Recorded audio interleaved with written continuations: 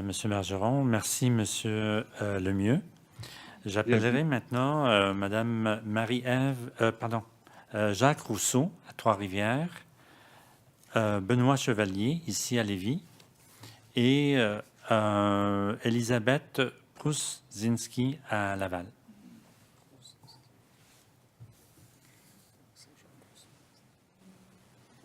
Bonsoir, Monsieur le Président. Bonsoir, Monsieur Rousseau. Je vais revenir à la question de la traversée des rivières avec une question encore plus spécifique. Il y a un grand nombre de barrages en amont des sites de traverse de plusieurs cours d'eau par le pipeline et certains de ces barrages ont une retenue importante. La rupture d'un de ces barrages en amont du passage d'un pipeline entraînerait le déferlement d'une importante lame d'eau, ce qui risquerait d'être encore plus problématique dans le cas d'une série de barrages en cascade qui se rompraient le long d'une rivière. Dans la documentation qu'elle a rendue disponible l'automne dernier, TransCanada dit avoir pris en compte cette particularité lors de l'évaluation des risques que cela présente pour la sécurité publique, la sécurité civile. Dans notre région, on retrouve justement une succession de plusieurs barrages en séquence le long de la rivière Saint-Maurice.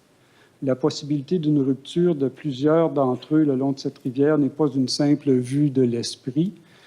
C'est d'ailleurs pour cette raison qu'on a érigé sur la rive sud du fleuve Saint-Laurent, à Gentilly, une haute digue pour protéger la centrale nucléaire dans l'éventualité d'une rupture de barrage en cascade sur la rivière Saint-Maurice. Ma question est, si je comprends bien, cette situation a un impact sur le choix de la profondeur à laquelle on devra creuser sous la rivière Saint-Maurice pour y faire passer le pipeline.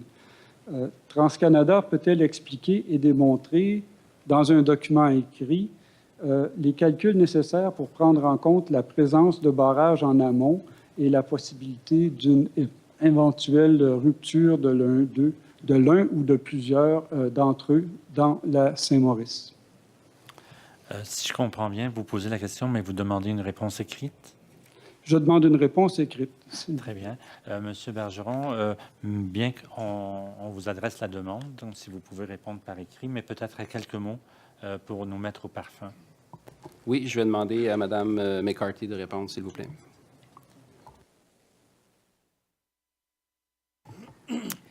Oui, Monsieur le Président. Donc, pour la rivière Saint-Maurice en particulier, nous avons fait une étude de faisabilité du forage directionnel horizontal.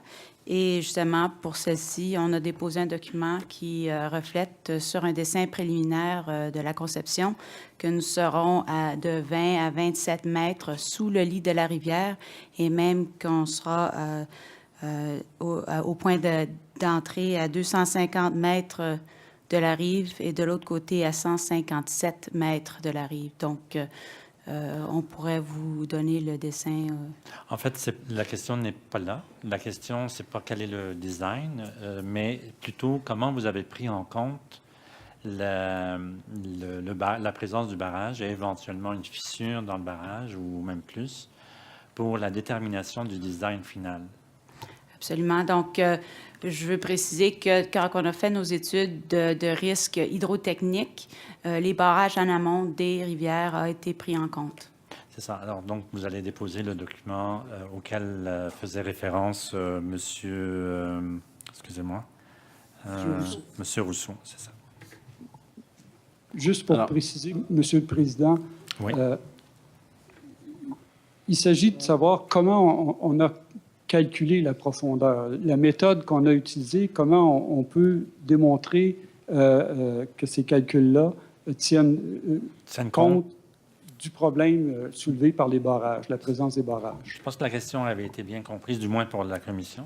Alors, oui, effectivement, je veux juste confirmer l'engagement. Donc, l'engagement, c'est d'expliquer comment on a pris en compte la présence de barrages en amont dans la conception de la traversée de la rivière Saint-Maurice. C'est bien ça. Alors, merci, monsieur. Merci, M. Rousseau.